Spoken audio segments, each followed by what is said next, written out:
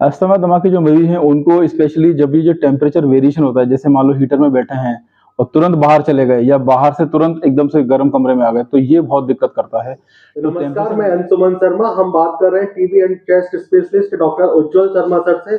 हम सर से जानेंगे कि सर्दियों के मौसम में इस समय टीबी और चेस्ट के किस तरह के मरीज देखने को मिल रहे हैं। Please sir. जी, थैंक यू वेरी मच। देखिए, सर्दियों में जिस तरह की परेशानी देखने को मिलती है उनमें स्पेशली अस्थमा, एलर्जी और दमे की शिकायत और जो भी श्वसन संबंधित परेशानी हैं ये काफ़ी मात्रा में बढ़ जाती हैं। और जो इस तरह हम पेशेंट देख रहे हैं उनमें सांस लेने में तकलीफ होना, खांसी आना और बार-बार जुकाम हो जाना, छींकें आना, नाक से पानी आना, नाक बंद होना और दमे की शिकायत वाले मरीज काफ़ी ज़्यादा मात्रा में देखने को मिल रहे हैं। जी सर। सर, अस्थमा, दमा, ये मरीज को क्या सावधानी रखनी होगी? अस्थमा दमा के जो मरीज हैं उनको स्पेशली जब भी जो टेम्परेचर वेरिएशन होता है, जैसे मान लो हीटर में बैठे हैं और तुरंत बाहर चले गए या बाहर से तुरंत एकदम से गर्म कमरे में आ गए, तो ये बहुत दिक्कत करता है। तो टेम्परेचर वेरिएशन को जितना कम कर सकें, जैसे उनको निकलना भी है तो हीटर को बंद कर दें, बाहर जाना है या बाहर से आना भी है तो पहले थोड़ी देर बाहर रुकें, उसके बाद फिर ऐसे कमरे में जाएँ जहाँ ज़्यादा तापमान उसका ज़्यादा है। और इसके अलावा जो है ठंडी हवा, कोल्ड एक्सपोज़र, ठंडे पानी इनसे अवॉइड करें। जितना हो गुनगुने पानी और पानी उबाल कर पिएँ और जितना हो सके अपने आप को कवर करके बाहर जाएँ, तो इस तरह से वो भी अपनी सुरक्षा कर सकते हैं। अस्थमा और दमा के मरीजों को क्या दिक्कत आ सकती है सर सर्दी के मौसम में?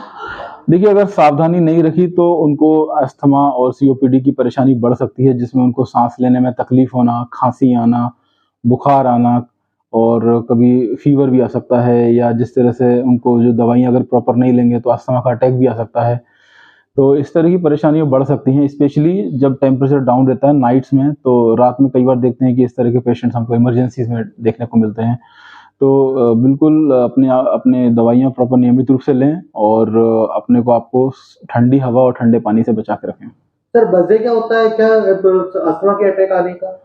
एक्चुअली क्या होता है कि जब जो व्यक्ति अस्थमा से पीड़ित है और वो सर्द हवा से एक्सपोज़ होता है, तो उसके अंदर जो साँस की नलियाँ हैं उनमें संकुचन हो जाता है। तो साँस की नली में संकुचन होने की वजह से साँस की नलियाँ सिकुड़ने लगती हैं और वो जो हवा ले रहा है वो प्रॉपर अंदर पूरी तरीके से जा नहीं पाती हवा, उस जिसकी वजह से ऑक्सीजन का भी दबाव कम हो जाता है और उसको घुटन महसूस होती है। इसी को हम अस्थमा अटैक कहते हैं। तो इसमें इसके लिए प्रॉपर दवाइयाँ हैं, प्रॉपर ट्रीटमेंट है, लेकिन जितना हो सके इसकी नौबत ही ना आए वो ज़्यादा अच्छा है। तो जो सावधानियाँ बताई हैं उनका प्रॉपर तरीके से पालन करेंगे तो काफ़ी हद तक बचा जा सकता है।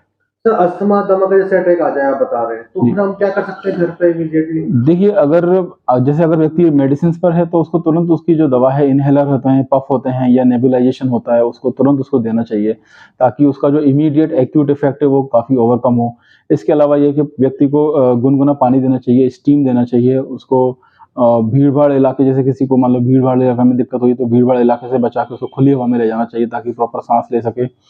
और उसके बाद जैसे थोड़ा व्यक्ति सेटल हो तो उसको तुरंत इमीडिएटली मेडिकल फैसिलिटी में ले जाके उसका प्रॉपर उपचार करना चाहिए। तो इस तरह से उसको प्रॉपर खिड़की के पास ले जाते हैं जैसे कई बार, तो ये सब कर सकते हैं ताकि उसको व्यक्ति को घुटन महसूस ना हो। और अगर उसकी दवा जो है वो उसको दे दी जाए तो उससे भी काफ़ी हद तक, जैसे एक्यूट अटैक आया है तो नेबुलाइज़ करा दें, उसको प्रॉपर इन्हेलर दे दें तो उससे काफ़ी हद तक इम्प्रूवमेंट आ जाता है।